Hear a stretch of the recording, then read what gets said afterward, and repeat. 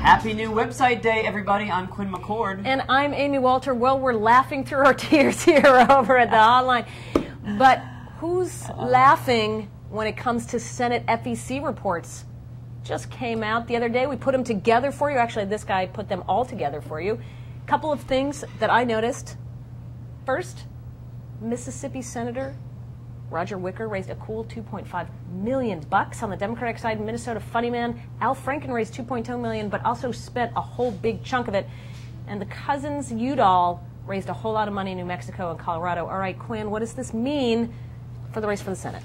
Well, we're still seeing a lot more good news for Democrats than for Republicans, especially these open seats for the Republicans that are vacating. Democrats are outraising the Republicans in those seats. Maybe in Idaho they're doing well. Idaho a bit better, although Jim Risch is self-funding a bit, so that's bumped up his numbers. Okay. But it should be a safe seat.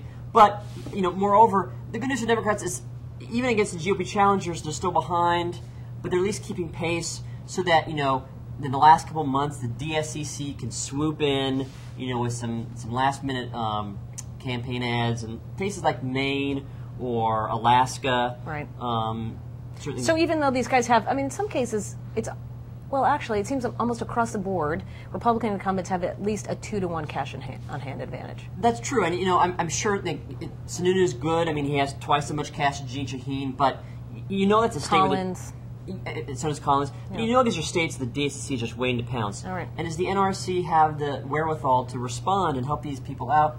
That's a good point. Some of them may survive. Collins has great poll numbers. It's going to take a lot to beat her down.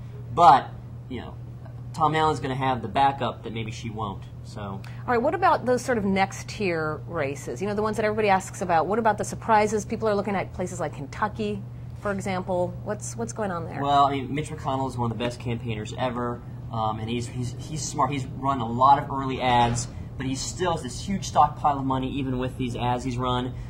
He has a couple self-funders against him, but not what you consider, I guess, sort of like A recruits that maybe some of the other states have appeared in. So he's in pretty good shape, but who knows? As the cycle goes on, different sort of dark horses pop up and down. Right now, Democrats have started to talk up this guy Jim Martin in Georgia, who had a pretty good sort of slight end of the quarter fundraising thing.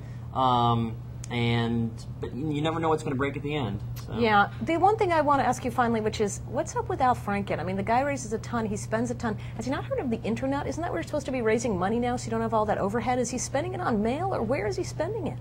That's a good question. Something to look into. I don't know. But because he's not on. It's not like he's spending millions on TV. He's been up with a couple of ads.